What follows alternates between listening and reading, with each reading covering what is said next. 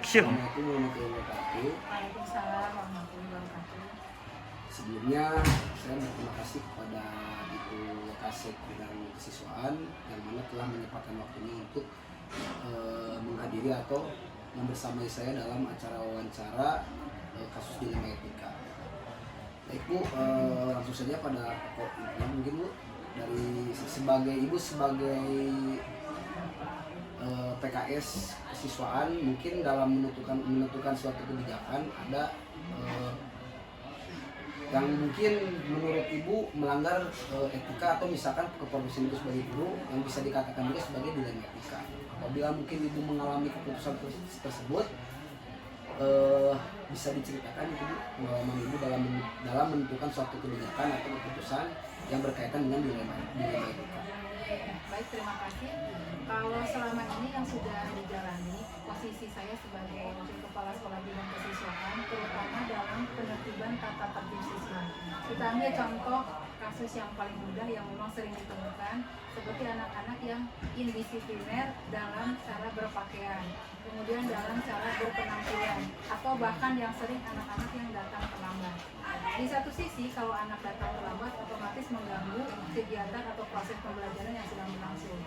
Tapi di sisi lain, apabila anak tersebut kita pulangkan kembalikan ke orang tua, belum tentu juga mereka pulang ke rumahnya masing-masing ya. Jadi paling dalam hal ini pihak sekolah mengambil cara bagaimana caranya agar anak juga dapat peringatan bahwa memang tidak boleh terlambat datang ke sekolah, tidak boleh kesiangan, tapi mereka juga tetap mengikuti pembelajaran, sehingga kami perlu memikirkan sanksi edukasi yang tepat bagi anak-anak. Seperti contohnya misalnya mereka bisa mengikuti dulu pembelajaran di perpustakaan, namun setelah itu mereka bergabung kembali, atau kita tanyakan dulu latar belakang yang menyebabkan mereka datang terlambat. Tentu saja faktor dari rumah mungkin, sehingga jangan sampai mereka punya masalah di rumah, di sekolah ditambah lagi masalah. Kasihan anak-anak ya, mereka akan memiliki problema yang berat, dan mereka juga punya hak untuk memperoleh pendidikan sesuai dengan undang-undang yang berlaku. Bagus sekali Bu, itu kebijakan yang luar biasa menurut saya. Selanjutnya mungkin setelah Ibu mengidentifikasi kasus-kasus yang merupakan dilema etika tersebut atau bujukan moral, jadi apakah Ibu dapat mengidentifikasi kasus-kasus tersebut gitu Bu dalam dilema etika tersebut? Iya, rata-rata kalau memang anak-anak yang memang tadi disebutkan datang ke sekolah terlambat, salah satu faktornya mungkin pertama internal dari mereka itu sendiri tidak bisa mengatur waktu mungkin, kemudian peran serta orang tua di rumah mereka masing-masing mungkin sampai mana kapasitas orang tua, kemudian mungkin juga mereka merasa mungkin oh pihak sekolah ternyata selama ini saya datang terlambat juga, kalau menurut istilah mereka toh tidak diapa-apakan, hanya mungkin diingatkan, karena memang teguran itu kan sifatnya yang pertama memang diingatkan, diajak ngobrol, kemudian ada sanksi edukasi terakhir kembali pasti kami kembalikan kepada orang tua. Namun itu selama ini tidak pernah terjadi karena kami juga memikirkan jangan sampai mereka jadi anak yang putus sekolah ya, kasihan kalau baru saja jenjang pendidikan dasar ternyata sudah putus. Selanjutnya Bu, selama ini bagaimana Ibu menjalankan pengambilan keputusan di sekolah, terutama untuk kasus-kasus di mana ada dua kepentingan yang sama-sama benar atau sama-sama mengandung nilai kebajikan gitu. Jadi seperti tadi Ibu, di satu sisi kita harus menerapkan aturan, di sisi lain mungkin ada nilai-nilai yang merupakan nilai kebajikan gitu Bu. Langkah yang seperti itu pengambilan keputusan Ibu menilainya dari sudut pandang seperti apa gitu? Nah, yang pertama tentu saja kita melihat dan memposisikan diri kita sebagai siswa itu sendiri ya. Kemudian setelah kita cermati, kita analisis permasalahan yang timbul, tentu saja kita harus berkoordinasi dengan pimpinan sekolah. Tidak bisa saya menentukan kebijakan sendiri karena ada kepala sekolah sebagai pemangku kebijakan di sekolah dan penentu keputusan. Nanti tentu saja kita sudah berunding, berembuk, termasuk dengan jika diperlukan kita mengundang orang tuanya juga. Karena tugas kependidikan itu bukan hanya tugas sekolah, tapi tugas antara sekolah, orang tua dan masyarakat supaya sinergis. Pengambilan keputusan tadi disebutkan dengan berbagai pertimbangan yang amat sangat matang. Tidak boleh asal mengambil keputusan, jangan sampai anak dirugikan. Tapi kalau di satu sisi memang kita cenderung selama ini kita memberikan kebijakan, pada akhirnya juga ada kebijaksanaan, karena yang dititik beratkan tetap kita posisinya anak tetap harus memiliki hak untuk belajar. Ya. Jadi itu kan nilai dari benarnya. Mungkin kalau salah, kalau misalkan kita ngambil langsung keputusan anak itu dikeluarkan, anak itu tidak akan memiliki hak untuk belajar. Betul, Ya. betul. Hak anak akan terkurangi tentu saja. Nah, berikutnya Bu, langkah-langkah dan prosedur seperti apa yang biasa Ibu lakukan selama ini dalam menentukan kebijakan selain tadi untuk berkoordinasi dengan kepala sekolah. Jadi sebelum dari ranahnya Ibu di kurikulum, langkah-langkah seperti apa sebelum ke pemangku kebijakan yang tinggi yaitu kepala sekolah. Tentu saja kita setelah tadi ketahui permasalahan, kita tanya juga kepada Bapak Ibu wali kelasnya, mungkin ya wali kelas adalah orang tua pengganti mereka selama mereka di sekolah, kemudian juga dengan guru mata pelajaran, dengan guru bimbingan konseling, sampai sejauh mana peranan kita untuk membimbing dan membersamai anak-anak, sehingga ke kepala sekolah disampaikan apabila sudah kita berunding, kemudian nanti keputusan atau kesimpulannya seperti apa berdasarkan analisa dan analisis yang tepat dari pimpinan sekolah. Jadi dalam hal ini mungkin Ibu tidak menentukan kebijakan sendiri atau Betul, misalkan pada betul. jadi Ibu berkolaborasi dengan Iya, guru yang betul, lain supaya betul. mungkin di satu sisi atau di pandangan guru yang lain berbeda dengan pandangan kita. Betul, mungkin Bu, betul, ya. betul. Sangat bagus, Dari Bu. sudut pandang yang berbeda. Ya, kan? berkolaborasi mungkin Bu ya. Iya. Mungkin Bu, hal-hal apa saja yang selama ini Ibu anggap efektif dalam pengambilan keputusan pada kasus-kasus dilema etika yang mungkin bukan hanya satu ya Bu ya, kasus dilema etika yang Ibu hadapi. Terus yang Ibu anggap efektif dalam pengambilan keputusan seperti apa? Apakah berkolaborasi seperti barusan atau misalkan dengan pihak orang tua atau misalkan dengan pihak yang lain mungkin di luar jenjang sekolah kita? Sejauh ini kalau memang permasalahan tersebut bisa diselesaikan internal sekolah, jadi kami selesaikan internal sekolah, tentu saja tadi tidak bisa diambil keputusan sepihak, tidak bisa dilihat dari hanya satu sudut pandang, anak juga perlu kita pertimbangkan, mereka adalah aset bangsa, sehingga apabila dapat diselesaikan internal sekolah, tentu saja selesai di internal sekolah.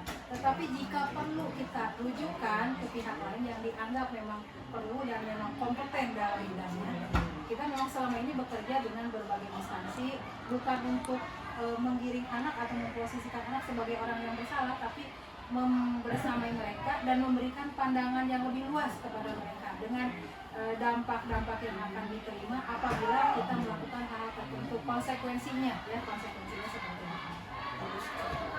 Atas pendapat yang akan Ibu sampaikan, dan apakah Ibu memiliki sebuah tata kala atau jadwal tertentu dalam sebuah penyelesaian kasus dilema etika?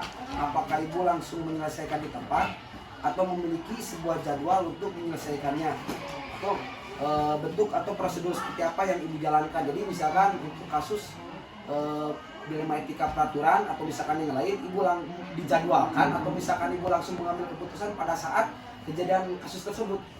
Kita lihat kasusnya ya. Kalau memang kasusnya ternyata anak tersebut mungkin siswa tersebut kategori amat sangat ringan, itu mereka bisa diingatkan langsung. Mereka akhirnya menyadari sendiri tanpa kita paksa, mereka punya tanggung jawab moral bahwa memang seperti itu tidak boleh dilakukan. Tetapi apabila kasusnya memang termasuk permasalahan yang kita memerlukan koordinasi dan kolaborasi dengan pihak lain, terutama di Bapak Ibu Guru, Bapak Ibu BK, kita selesaikan juga, dan tentu saja harus melibatkan orang tua. Tidak bisa orang tua tahu hasil akhirnya saja, keputusannya finalnya, sementara prosesnya mereka tidak mengetahui. Jadi kita perlu melibatkan berbagai pihak. Nah, setelah itu baru kita simpulkan. Untuk penjadwalan secara khusus tidak ada, tetapi kalau memang ada kasus-kasus tertentu atau ada indikasi ke arah kasus tertentu, kita harus gercep ya, gerak cepat apa yang harus kita lakukan, tidak harus menunggu jadwal seperti itu. Bukan penjadwalan, tapi kita menemukan kasus tertentu, nah memang harus segera ditindaklanjuti. Untuk menentukan jadwal, jadi kalau misalkan kasusnya agak terindikasi mungkin mesti memerlukan peranan orang lain di LBK atau misalnya atau mungkin dulu menjadwalkan ya, bukan ini tidak terjadwal tapi menjadwalkan gitu. Atau misalkan Bu, ada seseorang atau faktor-faktor apa yang selama ini mempermudah atau membantu Ibu dalam pengambil keputusan dalam kasus dilema etika. Jadi ada faktor dari lain, dari luar, dorongan ya seperti kolaborasi yang tadi, atau mungkin ada sesosok di sekolah ini yang bisa membantu ibu dalam menyelesaikan kasus, Bu? Sebetulnya intinya ada kolaborasi. Yang tidak Ya. bisa kita tidak hanya bisa melihat ini kasus hanya bisa diselesaikan dengan wali kelas saja, atau dengan guru bimbingan konseling saja, atau guru mata pelajaran saja. Karena tadi juga disebutkan kita harus melihat dari berbagai aspek, berbagai sudut pandang, karena sudut pandang setiap orang tentu saja berbeda. Lalu baru kita tarik mungkin kesimpulan, dan terakhir tentu saja finalisasinya ada di pimpinan, ya, karena pemangku kebijakan pimpinan sekolah adalah kepala sekolah. Jadi setelah saya tadi amati dan cermati, Bu, angka luar biasa gitu, apa yang ibu kasus-kasus yang ibu tangani mungkin dalam sekolah khususnya dalam kesiswaan itu tidak hanya satu, Bu, ya, jelas bahkan dalam setiap hari pun ada gitu kan anak. Cuma dari pandangan ibu tadi berkolaborasi dengan ibu tidak hanya melihat satu sisi panjang dari siswa atau misalkan dari guru yang lain, itu merupakan kolaborasi yang baik antara Wakasek bidang kesiswaan dengan stakeholder atau guru yang ada di sekolah mungkin. Dari semua hal yang telah disampaikan barusan, pembelajaran apa yang dapat ibu petik dari pengalaman ibu mengambil keputusan tentang dilematika tersebut? Yang pertama tentu saja yang tidak boleh tergesa-gesa dalam memutuskan sesuatu. Kemudian kita harus cermat dan menganalisa. Jadi kita harus, kalau di anak-anak kita sering menyebutkan berpikir kritis, bernalar kritis. Tidak bisa asal menyimpulkan suatu permasalahan tanpa kita menganalisa berdasarkan fakta dan data. Nanti fakta dan data sudah ada, otomatis kita baru mulai menarik kesimpulan, menyimpulkan. Jadi tentu saja kita yang pertama berpikir secara nalar kritis, kemudian kolaborasi, kemudian punya fakta dan data yang untuk menilai atau memutuskan suatu permasalahan. Jadi tetap ya, ibu juga mungkin walaupun misalkan ranahnya kesiswaan itu ada di ibu, tapi ibu tidak bisa menentukan langsung gitu kan, karena supaya mungkin keputusan yang ibu telah berikan itu tidak hanya untuk mengenakan satu sisi gitu kan, jadi mesti secara menyeluruh gitu. Mungkin wawancara saya tentang dilematika yang mana telah ibu sampaikan dan telah saya cerna atau misalkan saya amati itu sangat luar biasa, Bu.